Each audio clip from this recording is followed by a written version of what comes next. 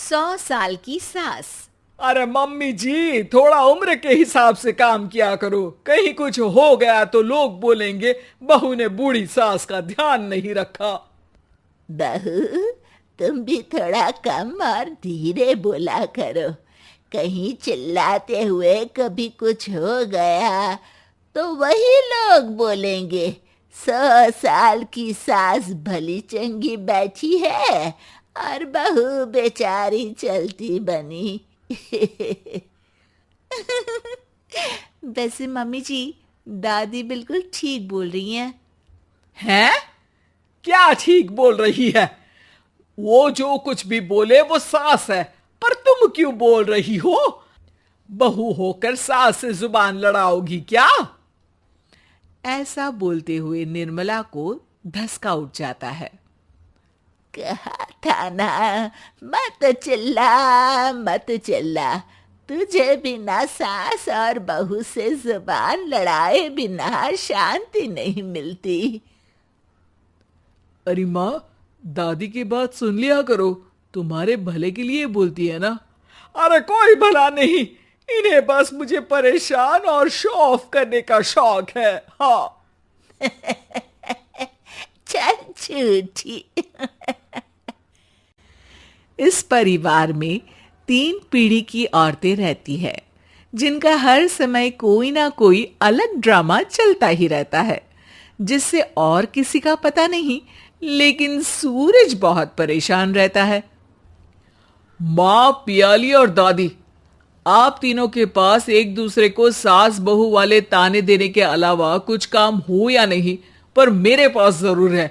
इसीलिए पियाली, जरा लंच ले आओ, मुझे ऑफिस भी जाना होता है।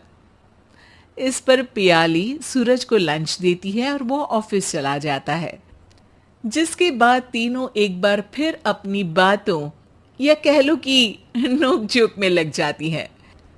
इसी में दिन बीत जाता है। रात को सूरज के साथ उसके दोस्त भी खाने पर आते हैं। पियाली, मेरे कुछ दोस्त आए हैं। सॉरी, अचानक प्लान बना तो बता नहीं पाया। तुम जल्दी से डिनर बना दो ना।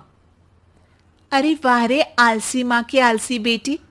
पहले बिना बताए दोस्तों को घर ले आओ, फिर बोलो जल्दी से डिनर बना दो। इतनी जल्दी है तो खुद बना लो। अरे माता, सब बाद में दिखा देना, अभी खाना बना दो ना प्लीज। ऐसा बोल के सूरज दोस्तों के पास जाकर बैठ जाता है और पियाली डिनर की टेंशन में अपनी सास के पास पहुंच जाती है, जो अपने कमरे में आराम कर रही होती है। मम्मी, सूरज अचानक दोस्तों को घर ले आए हैं, क्या करूं अब? कुछ ऐसा बताओ ना जो जल्दी बन जाए और सर्व करते हुए भी अच्छा लगे। अरे रेस्टोरेंट से मंगा ले, दोबारा परेशान मत करना, सोने दे मुझे। इतने में दादी सास भी वहां आ जाती है। वाह, आलसी का आइडिया भी उसी की तरह बेकार है। कोरोना में बाहर से खाना मंगाएंगे। बहू, तुम सो ही जाओ, वही काम अच्छे से कर सकती हो। चल पियाली, मैं बताती हूँ क्या करना है। इस पर दादी सास पियाली के साथ मिलकर सारे मेहमानों के लिए खाना बनाती है, जिससे उन्हें ज्यादा मेहनत भी नहीं करनी पड़ती और सबका पेट भी भर जाता है। दादी के इस आइडिया से पियाली और सूरज बहुत इम्प्रेस हो जाते हैं। दादी, क्या यही खाना आपकी इस उम्र में इतना एक्टिव रहने और एंडलेस लाइफ का राज है? वैसे दादी ने आज तक राज किसी को बताया नहीं। इन्होंने ससुर जी तक को नहीं बताया, तभी तो वो ऊपर पहुंच गए और ये अभी तक यही है। तेरी सास मेरे ऊपर पहुंचने का ही इंतजार कर रही है, पर इस आलसी का ये सपना पूरा नहीं होने वाला। क्यों जी, अमर होने का वरदान लेकर आई हो क्या? अमर का पता नहीं, पर लगता है तुझसे लंबा जरूर जी लूंगी। इससे पहले कि दोनों सास बहू में कोई बहस शुरू होती, पियाली बीच में बोल पड़ती है। ठीक है, आप दोनों लड़ क्यों रही हैं? हम तो चाहते हैं कि आप दोनों हमारे साथ हमेशा रहें। पियाली की बातों पर दोनों शांत हो जाते हैं और उनकी लाइफ पहले जैसे चलने लगती है, जहां दादी सुबह जल्दी उठकर कुछ न कुछ काम करते हुए पूरा दिन बिताती है, तो वहीं निर्मला और पियाली लेट उठने से लेकर धीरे धीरे आलस में काम करना और जब मर्जी सो जाने से अपना दिन बिताती हैं। एक दिन निर्मला की सहेली उनके घर आती है। अरे क्यों रे निर्मला, कैसे चल रही है जिंदगी? सब बढ़िया, बस ये बुढ़िया ऊपर जाए तो ज्यादा अच्छा होगा। अरे ऐसा क्यों बोलती हो? तुम्हें तो उनसे सीखना चाहिए, वो बहुत फुर्तीली हैं। मैं उन्हें रोज मॉर्निंग वॉक करते हुए देखती हूँ, और वहीं तुम और तुम्हारी बहू है जिन्होंने शायद सुबह का सूरज आज तक देखा ही नहीं होगा। सहेली की बात सुनते ही निर्मला भड़क कर चिल्लाते हुए पियाली और अपनी सास को वहां बुलाती है, जिनके साथ सूरज भी वहां आ जाता है, और ये सब देख सहेली वहां से चली जाती है। अरे सासू माँ, आपको हमसे क्या दिक्कत है? अब तो मेरी सहेलियां भी आपकी वजह से मुझे ताने देने लगी है। मम्मी जी, कुछ तो लोग कहेंगे, लोगों का काम है कहना, आप इग्नोर करो ना। अच्छा वैसे महारानी, वो तुम्हें भी वही सब बोल रही थी? है? मैंने क्या किया? अरे किलस क्यों रही हो? अब तो समझो और अपना लाइफस्टाइल सुधारो। ओ मोरी मैया, अब हमारा लाइफस्टाइल भी खराब हो गया क्या? आपका तो हाई फाई है ना, बस उतना ही ठीक है। तुम लोग हमेशा पूछते हो ना कि मेरी इस उम्र और अभी भी इतने एक्टिव रहने का राज क्या है, तो वो ये लाइफ स्टाइल ही है, जिसे हाई फाई नहीं पर सिंपल कहते हैं। दादी, अब कहना क्या चाहती हो?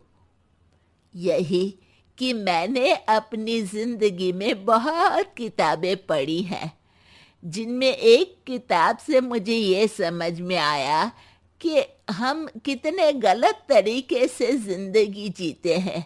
उसी के बाद मैंने एक अच्छे जीवन के लिए इकिगाई रूल अपनाया, जिसका मकसद तो सिर्फ अच्छा जीवन जीना था। इतना लंबा कैसे जी गई, मुझे खुद अचंभा होता है। ओह, तो मतलब आप मुझे परेशान नहीं करती थी? वो तो आप करती हैं। वैसे ये इकिगाई क्या है? थोड़ी रिसर्च खुद भी कर लो आलसियों, सब मैं ही बता दूं क्या? तीन तिगाड़ा काम बिगाड़ा। तीन बहुओं के रवैये से सासू माँ बहुत परेशान थी। दरअसल बात ये थी कि तीनों बहुओं में किसी बात को लेकर अनबन हो गई थी। तब से ही तीनों एक दूसरे से मुंह फुलाए रहती थी। ना कोई सीधे मुंह किसी से बात करती, ना किसी का कहना मानती। पड़ोसी भी इस बात को जानते थे और जाने कैसे कैसे बातें भी करते। इसीलिए सासू माँ ने तीनों बहुओं को तुरंत अपने कमरे में बुलाया।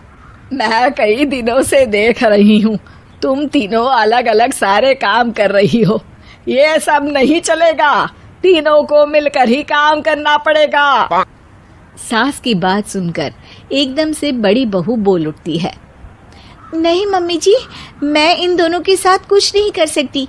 मैं इस घर की बड़ी बहू हूँ, फिर भी ये मेरा कहना बिल्कुल भी नहीं मानती।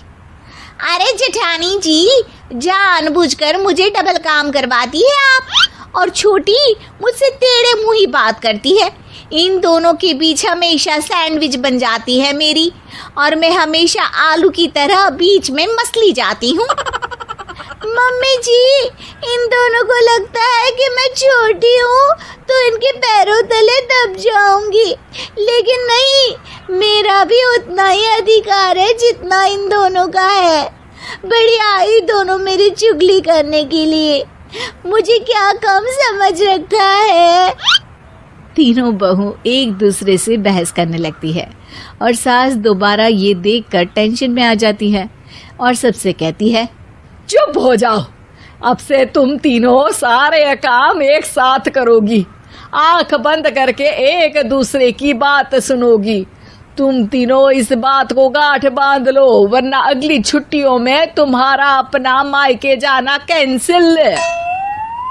सास की बातें सुनकर डर के मारे तीनों हामी भर देती हैं। जी मम्मी जी, मैं समझ गई। हाँ मम्मी जी, जैसा आप कहें। आप जो कहेंगे मैं वही करूंगी। तीनों बहू सास की बात को गांठ बांध लेती है और वादा करती है कि अब से सारे काम वो तीनों एक साथ मिलकर ही करेंगी। ये सब देखकर सास खुश हो जाती है और वहां से चली जाती है। नीचे जाकर वो देखती है कि घर में शर्मा जी आए हुए होते हैं।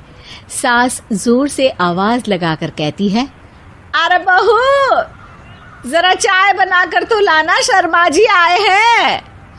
सास की बात सुनकर तीनों बहू तुरंत किचन की ओर भागती है और चाय बनाना शुरू कर देती है। मुझे तो एकदम मसाले वाली कड़क चाय पसंद है, तो हम शर्मा जी के लिए मसाले वाली चाय ही बनाएंगे। अरे नहीं दीदी, गर्मी के मौसम में मसाला चाय कौन पीता है? मैं तो शर्मा जी के लिए इलायची वाली चाय ही बनाऊंगी। ये कैसी बात कर रही हैं आप दोनों? मेरी मम्मी ने सिखाया है कि मेहमान को ज्यादा दूध और शक्कर वाली चाय देनी चाहिए, वरना वो घर वालों को कंजूस समझते हैं।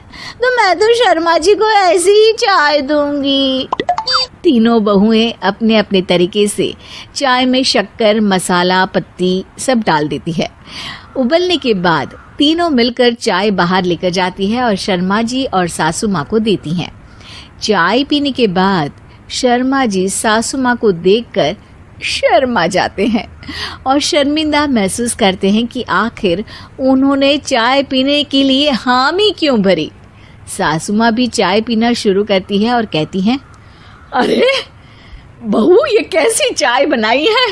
चाय है या मीठे दूध की बासुंदी? हाँ, चाय अच्छी नहीं लगी क्या? कोई बात नहीं, हम पराठा बनाकर लाते हैं। चलो चलो अंदर। हाँ हाँ चलो। हाँ आती हूँ मैं भी।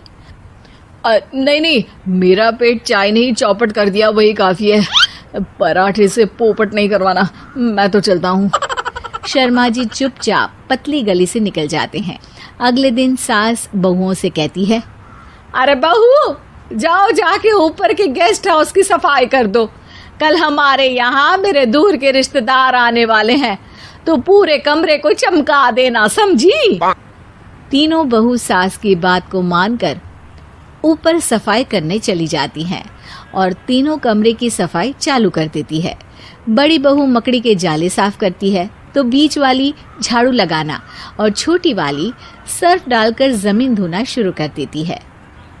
अरे दीदी, जिठानी जी, अभी मैंने पूरी फर्श धोई और आप फिर से धूल नीचे गिरा रही हैं। और मछली जिठानी जी, आप बिना झाड़ू की धूल यहाँ छटक रही हैं। अरे तीनों को साफ करना है, एक साथ सफाई करते हैं ना। अरे वही तो, हम साथ साथ हैं, घर साफ साफ है। तीनों बहू ऐसे ही काम में उलझ जाती है और 2 घंटे तक एक ही कमरे की सफाई करती रहती है। बहुत देर से अपनी बहुओं को ना देखने के कारण सास ऊपर कमरे में उन्हें देखने जाती है, लेकिन कमरे में घुसते ही वो गीली फर्श पर फिसलने के कारण नीचे गिर जाती है। ओरी मोरी मैया, हड्डी मरोड़ के रख दी। आए, मेरी तो कमर ही टूट गई रे। तीनों बहुएं सास को उठाती हैं और बिस्तर पर सुला देती है। अरे मेरे हाथ पैर दर्द कर रहे हैं, दबा दो, आराम मिलेगा। हाँ जी माँ जी। अरे जी माँ जी, जी माँ जी। और तीनों बहुएं एक साथ सास के हाथ को दबाना शुरू कर देती हैं। माँ की तो चीख ही निकल जाती है और नतीजा ये होता है कि सास के बचे हुए शरीर में भी दर्द उठ जाता है। हाय राम, ये क्या कर दिया तुम तीनों ने। अरे मेरी तो किस्मत ही फूटी है कि तुम जैसी बहुएं मुझे मिली। हे भगवान, पूरे शरीर में दर्द बढ़ गया है। अब तो पता नहीं कि चल भी पाऊंगी या नहीं। माफ करो, मुझे गलती हो गई मुझसे कि तुम तीनों को एक साथ काम करने के लिए बोला। सोचा था तीनों मिलके अच्छे से काम करेगी, लेकिन बड़े बुजुर्ग सही कहते थे कि 3 तिगाड़ा काम बिगाड़ा।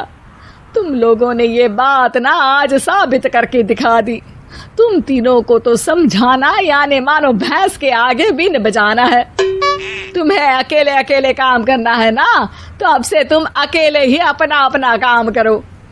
तीनों बहुएं वहां से जाने लगती है। अरे कहाँ जा रही हो? आप ही ने तो कहा कि अपना अपना काम करो, तो मुझे मुल्तानी मिट्टी लगानी है। अरे मुझे भी तो नेल पॉलिश लगानी है।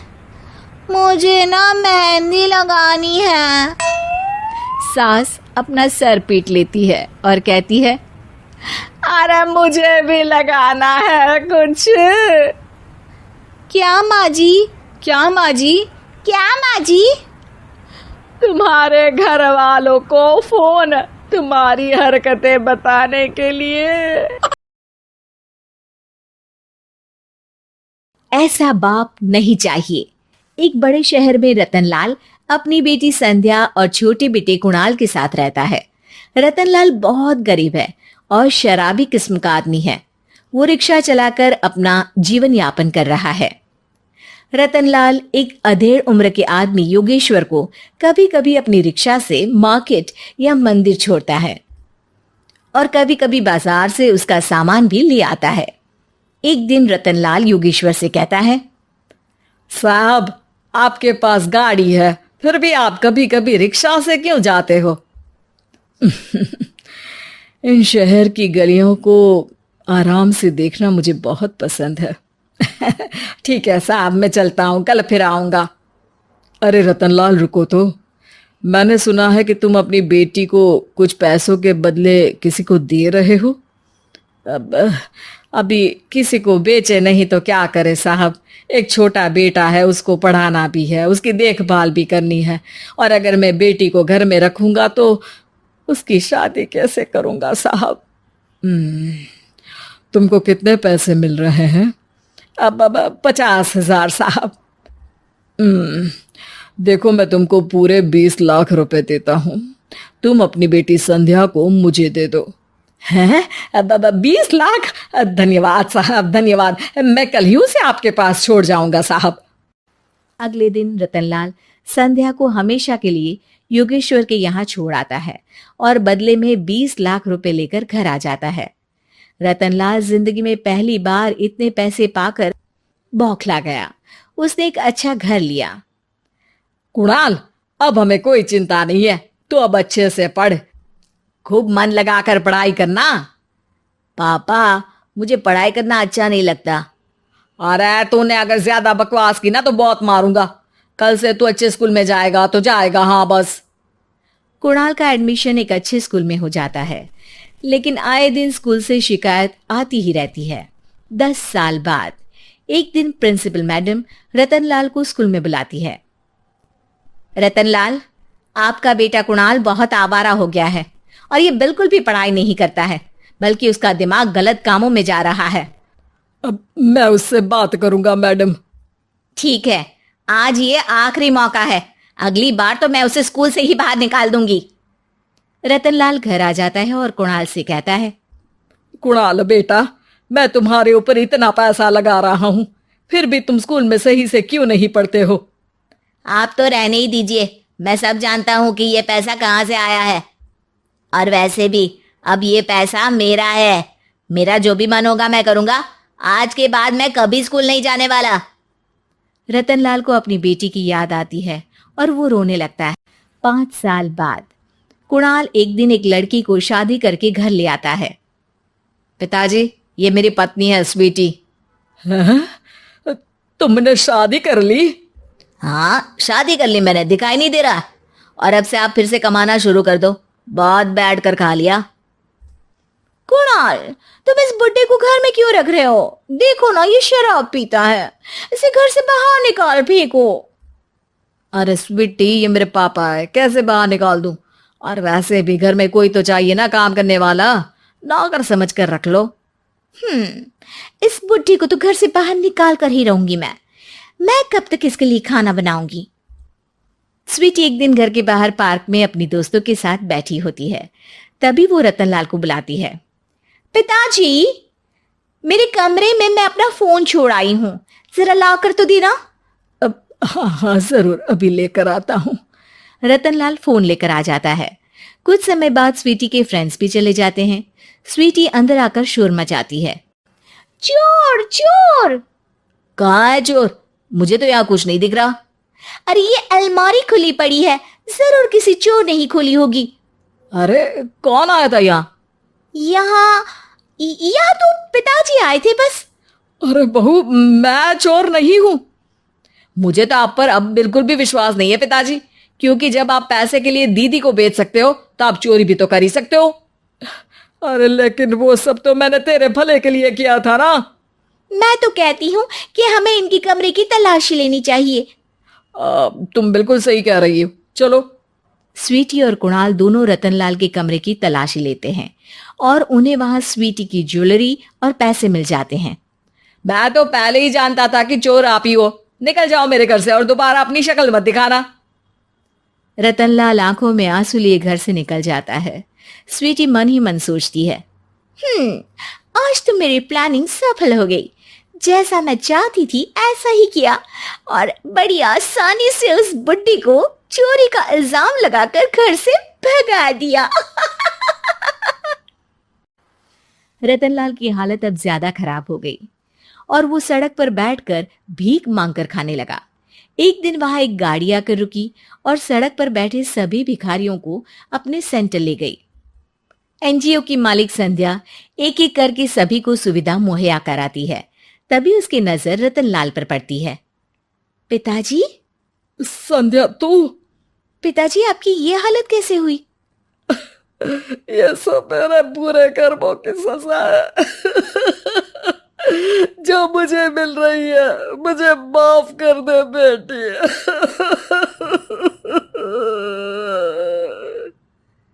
पिताजी, मैं आप पर बिल्कुल भी गुस्सा नहीं हूं, क्योंकि आपने मुझे यहाँ भेजकर अच्छा ही किया। मेरी जिंदगी बदल गई। लेकिन ये सब हुआ कैसे बेटा? आप ये नए कपड़े पहनो, तब तक मैं योगेश्वर अंकल को बुला कर लाती हूँ। योगेश्वर अंकल? हाँ अंकल। योगेश्वर जी ने तुझसे शादी नहीं की थी? नहीं तो पापा, उन्होंने तो मुझे पढ़ा लिखा कर इस काबिल बनाया है कि मैं आज सबकी सेवा कर पा रही हूँ। रतनलाल पश्चाताप करके रोता रहता है। तभी योगेश्वर भी वहां आ जाता है। रतनलाल जी, आपकी ये हालत कैसे हुई? इतने सारे पैसों के बावजूद भी? क्योंकि मैंने बेटे और बेटी में भेदभाव किया था। लेकिन आपने ये कैसे किया? मुझे ये जानना है, बताइए। सालों पहले जब संध्या छोटी थी, तब मैंने एक बार एक आदमी से तुम्हें बात करते हुए सुना था, जो कुछ पैसों में संध्या को तुमसे खरीद कर शादी करना चाहता था। मैं उस समय एनजीओ में बच्चों के लिए ही काम कर रहा था और मैं किसी भी लड़की की जिंदगी खराब होते नहीं देख सकता था। इसलिए मैंने अपने जीवन की कमाई का एक बड़ा हिस्सा तुम्हें दे दिया था। सच में कितना गलत था मैं। मुझे माफ कर दो। अब आप दोनों मेरे साथ घर चलो और आज मैं अपना सच्चा प्रायश्चित करना चाहता हूँ। योगेश्वर और संध्या रतनलाल के साथ घर जाते हैं। स्वीटी दरवाजा खोलती है। चोर भिखारी, तू फिर से आ गया? चल भाग यहाँ से बुड्ढे। ये घर तुम्हारे बाप का नहीं, मेरा है। बाहर निकलो यहाँ से। रतनलाल कुणाल और संध्या को घर से बाहर निकाल देता है। योगेश्वर जी, अब ये घर आपका है और अब आप यहाँ एक और एनजीओ खोल सकते हैं। शायद अब ये सच्चा प्रायश्चित है। संध्या अपने पिता के गले लग जाती है। गर्भवती पति। सिद्धांत औरतों को सिर्फ घर के काम और बच्चे पैदा करने की मशीन मात्र ही समझता था। एक बार रिद्धि कहती है, देखिए जी, मेरे पेट में दर्द हो रहा है, मैं आज खाना नहीं बना पाऊंगी। अरे करना ही क्या पड़ता है तुम्हें काम जो नहीं कर पाओगी?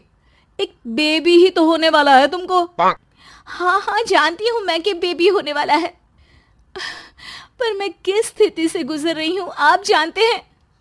अरे यार, पूरी दुनिया हर एक कंट्री में बच्चा पैदा होता है, लेकिन ऐसा तमाशा तो कोई औरत नहीं करती जैसा तुम करती हो। रिद्धि करती भी तो क्या, पति को कैसे समझाए कि हर औरत की जिंदगी में ये दौर उसके पति से ज्यादा प्यार, ज्यादा अपनेपन की मांग करता है। अगली सुबह, अरे रिद्धि, खाना तैयार हो गया क्या? एक काम करना, गर्म पानी की बाल्टी मेरे वॉशरूम में रख देना। कैसी बात कर रहे हो? डॉक्टर ने मुझे मना किया है ना भारी चीजें उठाने के लिए। अरे ये सारी बातें डॉक्टर ऐसे ही पैसा कमाने के लिए करते हैं। मेरी माँ तो पूरे खेत की जुताई करती थी जब मैं होने वाला था। अब देखो कितना मजबूत पैदा हुआ हूं मैं। रिद्धि को अब इन बातों की आदत हो जाती है और वो पति के कहने पर बाल्टी उठा तो लेती है, लेकिन दोपहर तक। माँ, मेरे पेट में दर्द हो रहा है। बेटा, कोई भारी चीज तो नहीं उठाई थी ना? हाँ माँ, मैंने गर्म पानी की बाल्टी उठाई थी। माँ को रिद्धि की इस बात पर गुस्सा आ जाता है और वो उसको बहुत सुनाती है। अरे बेटा, इतनी अकल तो जानवर को भी होती है कि गर्भावस्था के बीच क्या करना चाहिए और क्या नहीं। लेकिन रिद्धि कहती भी तो क्या। शाम को जब सिद्धांत घर आता है तो वो उसे लेकर डॉक्टर के पास जाता है। आज की रात आप लोगों को यहीं अस्पताल में रुकना पड़ेगा। सुबह तक ही अब हम लोग कंडीशन ठीक कर पाएंगे। बस फिर क्या था, रात के अस्पताल में सिद्धांत सो तो जाता है, लेकिन पूरी तरह नहीं, सपने में। अरे डॉक्टर साहब, आपने मुझे अस्पताल में क्यों रोका आज? तुम प्रेग्नेंट हो और तुम्हें बच्चा होने वाला है, लेकिन आज तुम्हारे पेट में दर्द है ना, इसलिए। सिद्धांत को सोते सोते ही फील होता है कि उसके अंदर कोई अंश है जो जी रहा है। अरे ये पेट में गुदगुदी क्यों लग रही है? तभी वहां रिद्धि आ जाती है। अरे यार, क्या सारा दिन ही करते रहते हो? ऑफिस जाओ, काम करो। अरे यार, मैं बस में सफर नहीं कर सकता। झटके लगते हैं तो डर लगता है कि कहीं बच्चा। बच्चा? क्या बच्चा?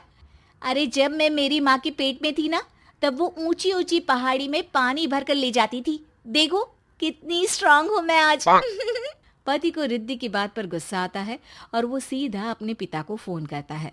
देखिए ना पिताजी, एक तो पेट में बच्चा, ऊपर से बीवी कोई केयर ही नहीं करती, ना ही ख्याल रखती है, ऊपर से ज्यादा काम बता देती है।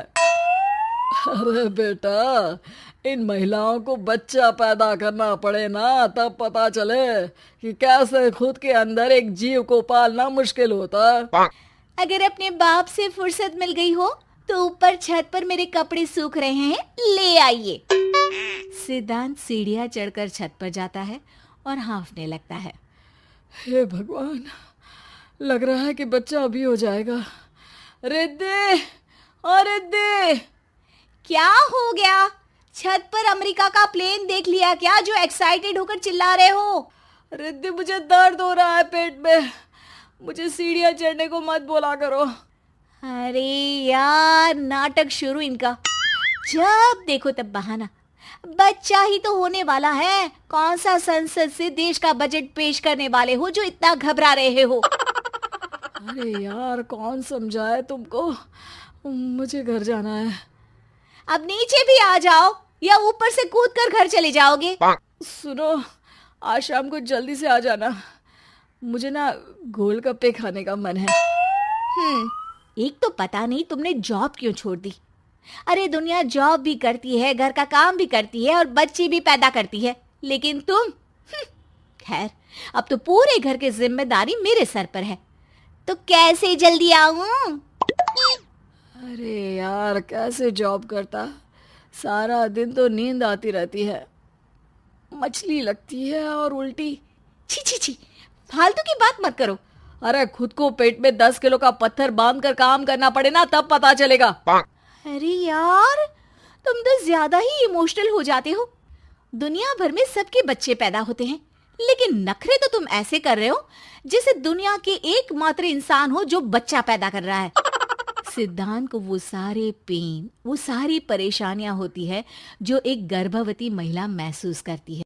एक दिन पड़ोस का आदमी, अरे भगवान का शुक्र मनाओ कि बच्चा नॉर्मल हो गया। साइंस के अनुसार एक बच्चे को पैदा करने का दर्द उतना ही होता है जितना हड्डी के टूटने का। हे भगवान, मैं ये दर्द कैसे सहूंगा? मुझे तो छोटी सी चोट से भी डर लगता है। तभी वहां रिद्धि आ जाती है। अरे कैसी बात कर रहे हो? तभी तो कह रही हूँ, खूब शारीरिक काम करो, तभी तो जाकर बच्चा पैदा करने में आसानी होगी। और इसीलिए तो कहती रहती हूँ कि मेरे नहाने के पानी की बाल्टी को वॉशरूम में रख दिया करो। सिद्धांत बेचारा करता भी तो क्या, जब बीवी समझने को राजी ही नहीं। सिद्धांत पानी की बाल्टी उठाकर जैसे ही वॉशरूम में रखता है, उसके पेट में दर्द होने लगता है। हे भगवान, मर गया रे, मेरे पेट में दर्द हो रहा है। भगवान, मेरा बच्चा तो ठीक है ना? सिद्धांत रोने लगता है कि तभी वहां नर्स आ जाती है। ए, रो क्यों रहे हो? तुम्हारा बच्चा ठीक है। भला कोई आदमी प्रेगनेंसी में अपनी बीवी से बाल्टी उठवाता है क्या? सिद्धांत की नींद खुलती है तो पता चलता है कि वो तो सपना ही था। वो भागकर रिद्धि के कमरे में जाता है। रिद्धि, रिद्धि, मुझे माफ कर दे। पति होने के नाते मेरा कर्तव्य था कि मैं तुम्हारा और अपने बच्चे का ख्याल रखूं। घर चलो, अब मैं आज से तुम्हारा पूरा ध्यान रखूंगा। मैं समझ चुका हूं कि बच्चा पैदा करना बच्चों का खेल नहीं। चाइनीज बहू। चाइनीज बहू हमारी याद तो है ना आपको? भूले तो नहीं ना? हाँ भाई, थोड़ी देर में ही सही, लेकिन चाइनीज बहू की कहानी आ ही गई। क्या हो रहा है ये देश में? चाइना ने तो आतंक ही मचा रखा है। अरे क्या हो गया? क्यों चाइना को कोसता रहता है? भूल मत, तेरी ससुराल चाइना की ही है। हाँ माँ, पर ये देखना, लड़ाई झगड़े, ये बीमारी, ऊपर से ये देश कितना चालाक है। अंदर न जाने क्या क्या करता रहता है। तभी अंदर से बहू की चिल्लाने की आवाज आती है।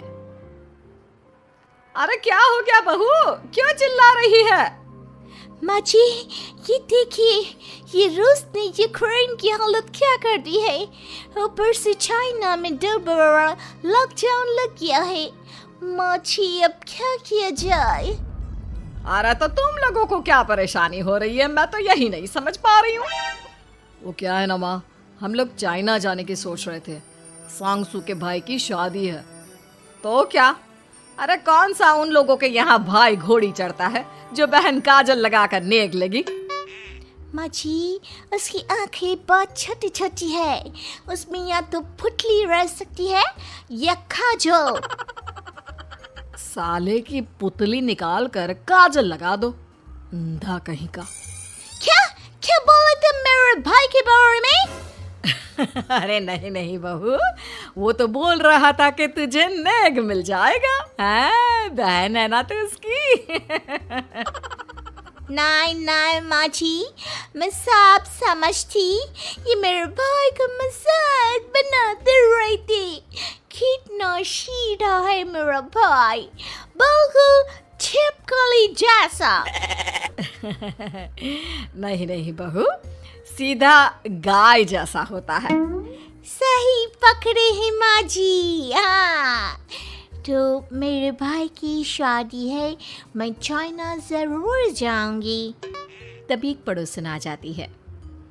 अरे नहीं नहीं बहू, तू कहीं ना जा, हम लोगों का मन कैसे लगेगा तेरे बिना। ले बहू, तेरे भाई के लिए ये शॉल रख ले, हमारी तरफ से गिफ्ट कर देना। अरे सब कितने अच्छे हैं। मेरी चाइनीज बहू को कितने प्यार से तुम लोगों ने एक्सेप्ट कर लिया। सच में बड़ी भाग्यशाली हूँ मैं। कैसी बात कर रही है? ये तो हम लोगों के देश की खूबसूरती है कि हर किसी को दिल से अपना लेते हैं, बस वो भी दिल से हमें अपना समझे। कैसी बात कर रही हैं आंटी जी? मेरे लिए आप सब सासू माँ जैसी ही हैं। मुझे भारत बहुत अच्छा लगता है। ये सबसे अच्छा देश है। मेरा भारत महान।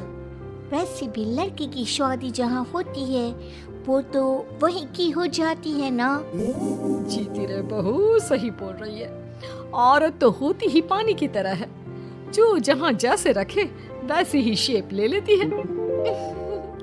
आंटी जी, ये थोड़ा सा ज्यादा हो गया। समझ नहीं आया। नो प्रॉब्लम, मैं चाय बना कर लाती हूँ।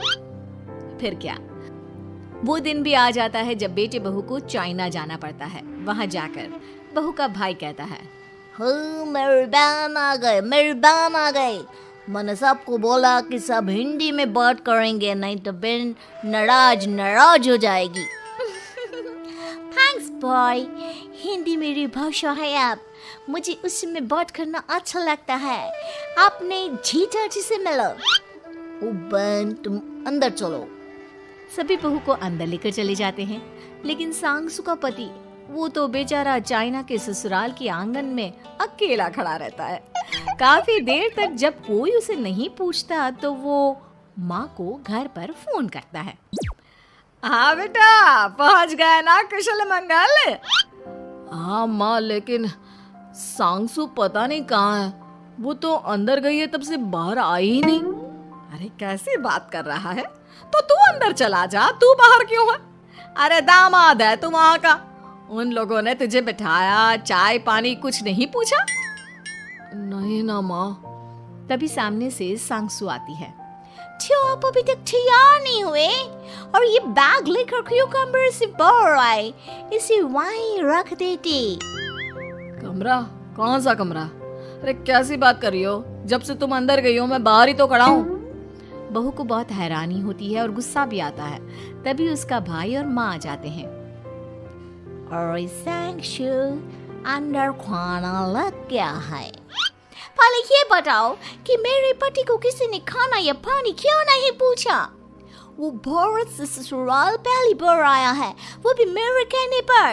उनकी इज्जत क्यों नहीं की? देख बेटी, तूने जबरदस्ती जिद में शादी की थी तो हम लोगों ने कर दी, लेकिन अब तुम ये सोचो, पूरी चाइना में मैं इस इंडियन को अपना दामाद बताऊं? So sorry।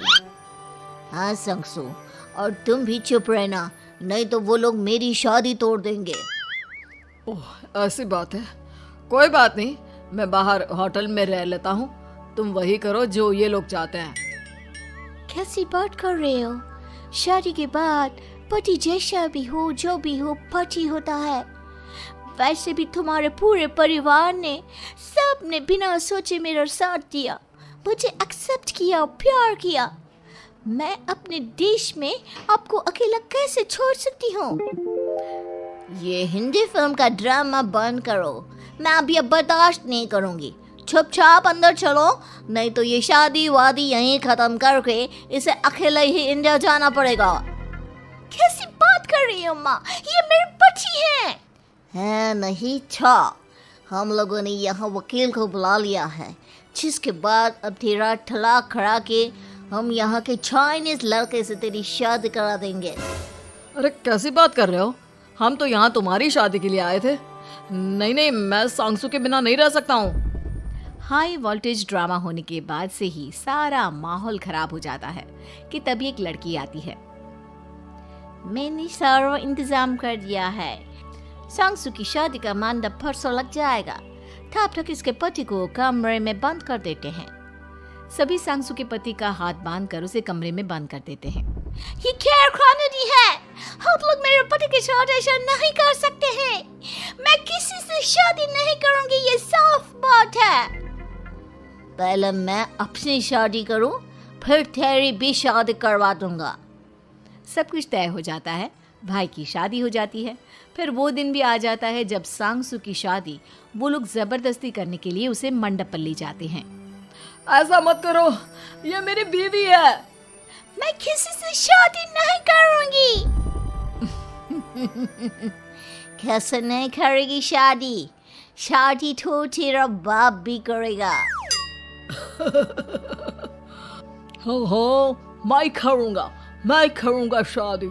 प्लीज कोई मेरी शादी किसी अच्छा औरत से करवा दे। चुप, बिल्कुल चुप। फिर माँ सांगसू और उसके पति से कहती है, तुम लोगों का बच्चा मेरी कैद में है। अगर तुम लोगों ने कोई भी होशियारी की तो मैं इस बच्चे को मार दूंगी। दोनों माँ का रूप देखकर हैरान हो जाते हैं। बच्चे की खातिर दोनों शांत हो जाते हैं और शादी की रस्में शुरू हो जाती है कि तभी सांगसू की सास पुलिस के साथ आ जाती है। ससुर माँ आ गई, मेरी माँ आ गई। माँ प्लीज हम लोगों को बचाकर वापस ले चलो। पुलिस सभी को गिरफ्तार कर लेती है। बेटी के बच्चे को मारने की धमकी तो कोई चुड़ैल ही दे सकती है। अरे तो ये चुड़ैल ही तो है। ये सही बोल रहे हैं, ये औरत किसी चुड़ैल से कम नहीं है। तभी उन लोगों का बच्चा भी आकर सांगसू के गले लग जाता है। माँ तू सही समय पर आ गई, लेकिन तुझे कैसे पता चला कि यहाँ ये सब हो रहा है? बेटा, ये चाइनीज लोग ना होते ही धोखेबाज हैं।